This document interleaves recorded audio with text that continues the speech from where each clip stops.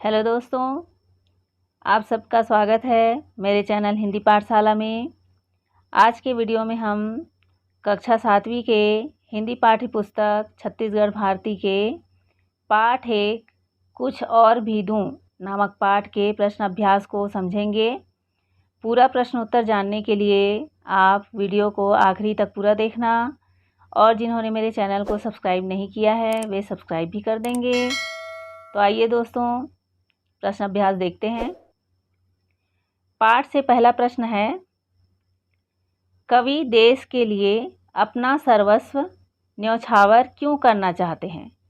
न्यौछावर करना मतलब समर्पित करना। तो उत्तर में आप बता सकते हैं, आपने पाठ को पढ़ा है, अर्थ को भी समझा है।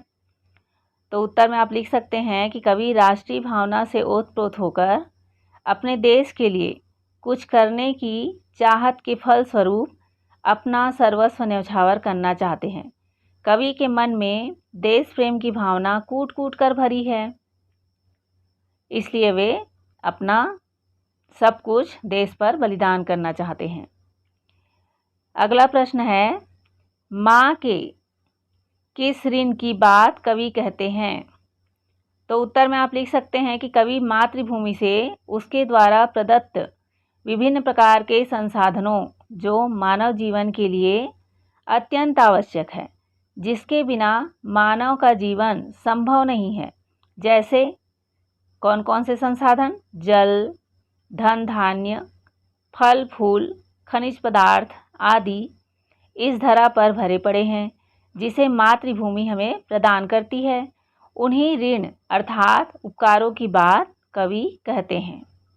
तो हमें अपने मातृभूमि से बहुत सारी चीज़ें प्राप्त होती है, जिसके आधार पर हम जीवन जीते हैं और जिस पर निर्भर होकर हमारा जीवन चलता है। तो उन्हीं संसाधनों की बात यहाँ पर की जा रही है कि मातृभूमि ने हमें इतने प्रकार के संसाधन प्रदान किए हैं, इतने सारे उपकार किए हैं। इसी बात को कवि ने यहाँ पर बताया है। अगला प्रश्न है, कुछ और देने की चाहत कवि को क्यों है?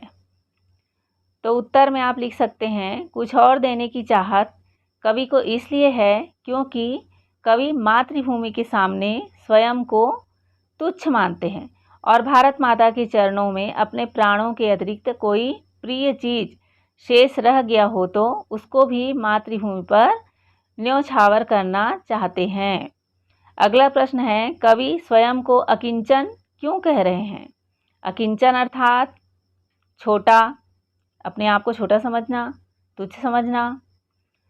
उत्तर में लिख सकते हैं आप, मातृभूमि में प्रचुर मात्रा में प्राकृतिक संपदा भरी पड़ी है। कवि की यह भावना है कि हे मातृभूमि, तुम्हारा मुझ पर बहुत बड़ा ऋण है। उस ऋण के सम्मुख मैं बहुत ही तुच्छ या अकिंचन हूँ, अर्थात मातृभूमि के उपकारों को चुकाना मेरे सामर्थ्य से बाहर है। तो हम पर मातृभूमि ने जो उपकार किया है, हम पर जो मातृभूमि का ऋण है, उस ऋण को चुकाना हमारे क्षमता या हमारे सामर्थ्य के बाहर है, क्योंकि मातृभूमि ने हमें प्रचुर मात्रा में प्राकृतिक संपदा प्रदान की है। अगला प्रश्न है, क्या स्वीकार करने का आग्रह कवि राष्ट्रमाँ से कर रहे हैं? तो उत्तर है, जब मैं थाल में रख कर अपना मस्तक लाऊं तो मेरी इस तुच्छ भेंट को मुझ पर दया करके स्वीकार करने का आग्रह कवि राष्ट्रमाँ से कर रहे हैं। कवि जो है कह रहे हैं कि हे मातृभूमि, जब मैं अपने आप को बलिदान करूं, अपना सिर थाल में सजा कर लाऊं, तो मेरी इस भेंट को आप कृपा करके स्वीकार कर लेना। अगला प्रश्न है, चाहता हूँ देश की धरती तुझे कुछ और भी दूँ। पंक्तियों के माध्यम से कवि किन भावों को व्यक्त करना चाहते हैं? तो उत्तर है, चाहता हूँ देश की धरती तुझे कुछ और भी दूँ। पंक्तियों के माध्यम से कवि यह भाव व्यक्त करना चाहते हैं कि अपनी महत्वपूर्ण से महत्वपूर्ण वस्तु मातृभूमि में न्यौछावर करना अपना सबसे बड़ा सौभाग्य समझते हैं। कवि की इन पंक्तियों के माध्यम से यह भावना व्यक्त की गई है कि कोई भी चीज़ शेष न रह जाए मातृभूमि के समर्पण में, अर्थात अपना सब कुछ मातृभूमि के नाम भेंट कर देना चाहते हैं।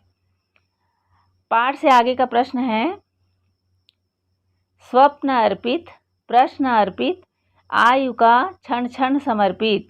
इस कविता को पढ़ने के बाद आपको क्या महसूस होता है? यह कविता पाठ की अन्य कविताओं जैसी है या उससे अलग है? अपने शब्दों में लिखिए। आपने कविता की अपने जो आपके पाठ्य पुस्तक में हैं, ऐसी कई कविताओं को आपने पढ़ा हुआ है। तो ये जो कविता है, कुछ और भी दूँ, ये कविता अन्य कविताओं से अलग है या उसी के जैसी है, ये आपको अपने शब्दों में लिखना है। जैसे यहाँ पर लिखा गया है, स्वप्न अर्पित, प्रश्न अर्पित, आयु का क्षण क्षण समर्पित। इस कविता को पढ़ने के बाद हम में देश प्रेम की भावना जागृत होती है और ऐसा महसूस होता है कि मैं भी अपने देश के लिए कुछ करूं। मेरा स्वप्न और मेरी आयु का एक एक पल भारत माता के चरणों में अर्पित है। यह पाठ अन्य कविताओं से अलग है क्योंकि यहाँ कवि समस्त देशवासियों को यह संदेश देना चाहते हैं कि देश की रक्षा सर्वोपरि है। अतएव प्रत्येक देशवासी का यह प्रथम कर्तव्य है, यह धर्म है कि इसकी रक्षा के लिए ज़रूरत पड़ने पर सब कुछ न्यौछावर करने के लिए सदैव तैयार रहें। आगे का प्रश्न है, इस कविता में कवि राष्ट्र के प्रति अपना सब कुछ अर्पित करने की बात करता है। क्या आपको लगता है कि हमारे आसपास के लोग इसके लिए तैयार हैं? लिखिए। तो उत्तर में आप बता सकते हैं कि इस कविता में कवि राष्ट्र के प्रति अपना सब कुछ अर्पित करने की बात करता है। हाँ, हमें लगता है कि हमारे आसपास के लोग इसके लिए तैयार हैं। जब बात देश हित की आती है तो समाज के सभी वर्गों के लोग अपना व्यक्तिगत स्वार्थ भूलकर जाति धर्म से परे देश हित में अपना सब कुछ अर्पित करने को तैयार हो जाते हैं। आगे का प्रश्न है, अपनी माँ और राष्ट्रमाता में आपको क्या फ़र्क लगता है? मतलब क्या अंतर लगता है? अगर हम सब अपनी माँ के सम्मान के प्रति उत्तरदायी हैं तो स्वाभाविक रूप से राष्ट्रमाता के प्रति भी हम समर्पित होंगे। विचार कर लिखिए। उत्तर में आप लिख सकते हैं कि जननी जन्मभूमिश्च स्वर्गादपि गरीयसी, अर्थात माँ और मातृभूमि स्वर्ग से भी बढ़कर होती है। जिस प्रकार हम अपने माँ के सम्मान के प्रति उत्तरदायी हैं तो स्वाभाविक रूप से राष्ट्रमाता के प्रति उतने ही समर्पित होंगे। जब हमारी माँ पर कोई परेशानी विपत्ति आती है तो हम उसका सामना करते हैं। उसी प्रकार हमारी मातृभूमि पर कोई आँच आए तो हम भारत माता की रक्षा के लिए अपना तन मन धन सर्वस्व न्यौछावर करने के लिए तत्पर हो जाएंगे और अपने जीवन का एक एक क्षण श्रम बलिदान के लिए मातृभूमि पर समर्पित रहेंगे। अगला प्रश्न है, राष्ट्र के प्रति हमारे समर्पण में आपको क्या बाधक लगती है? साथियों के साथ विचार कर अपनी समझ को लिखिए। तो यहाँ पर आप उत्तर में बता सकते हैं कि राष्ट्रभक्ति के प्रति या राष्ट्रभक्ति के रास्ते में कौन कौन सी चीज़ें बाधक होती है, अड़चन डालती है। तो राष्ट्र के प्रति हमारे समर्पण में बाधक तत्व है धार्मिक कारण, सांप्रदायिकता की भावना, क्षेत्रीयता की भावना, अलगाववाद, राजनीतिक कारण, जातिगत विद्वेष, स्वार्थ की भावना और सामाजिक विद्वेष आदि है। तो यहाँ पर बताया गया है कि अलग अलग धर्म, अलग संप्रदाय, अलग क्षेत्र का होना, अलग जाति आदि जो ये कारण हैं, ये हमारे राष्ट्रभक्ति के कार्य के रास्ते में बाधक हैं, राष्ट्रहित के कर्तव्य में बाधक हैं।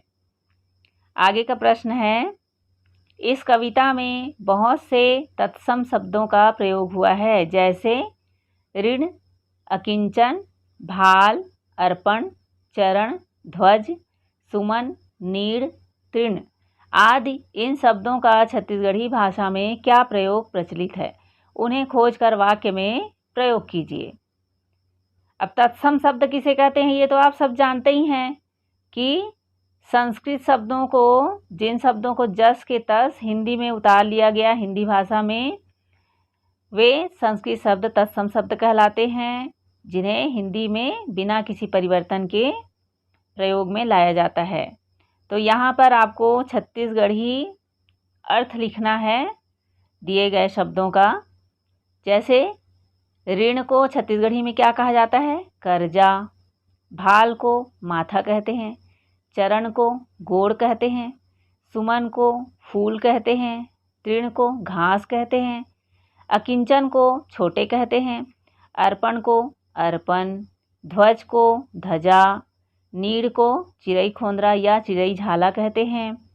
तो आप इन शब्दों का वाक्यों में प्रयोग कर सकते हैं अपने विचार से, जैसे यहाँ पर मैंने किया है। कर्जा शब्द का वाक्य प्रयोग, दीदी के बिहाव बखत हमन ला कर्जा ले बर पड़ीस। माथा का वाक्य प्रयोग, माथा में चंदन चोआ लगा के एक झन बैरागी बाबा ह किंजरत रहीस। गोड़ का वाक्य प्रयोग, रेंगत रेंगत मोर गोड़ पिरागे। फूल शब्द का वाक्य प्रयोग, मोंगरा फूल के गजरा बनथे। घास शब्द का वाक्य प्रयोग, गाय है घास चरत रहीस। छोटे शब्द का वाक्य प्रयोग, राम के छोटे भाई के नाम लक्ष्मण आए।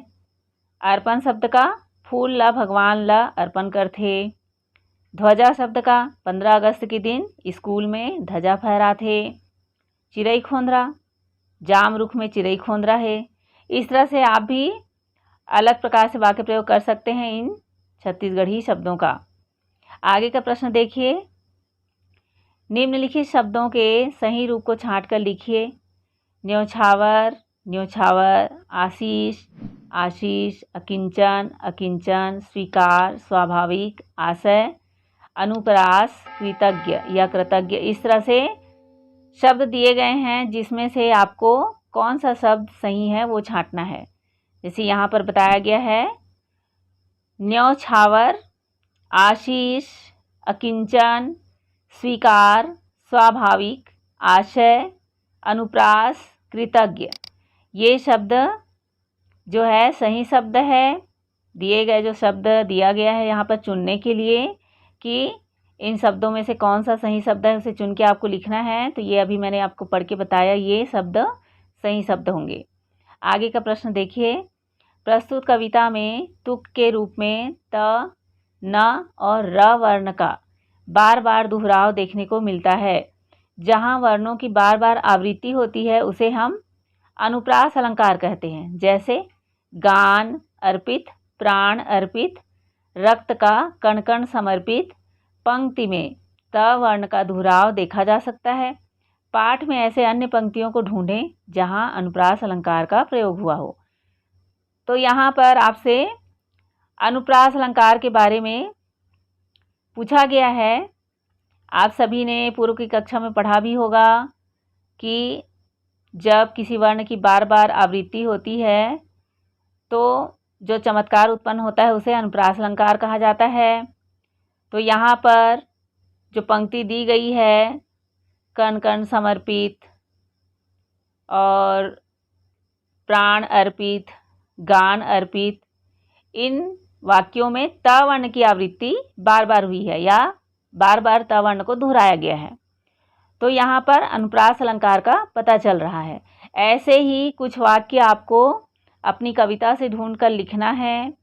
कविता में कुछ पंक्ति दी गई है जिसमें कुछ वर्णों का बार बार दोहराव हुआ है या आवृत्ति हुई है बार बार।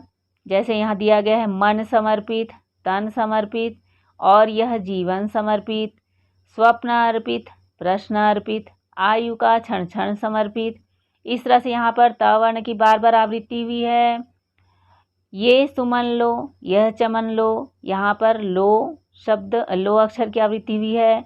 नीड़ का तृण तृण समर्पित, यहाँ पर त्रि और न की आवृत्ति हुई है। इस तरह से यहाँ पर अनुप्रास अलंकार का प्रयोग हुआ है। तो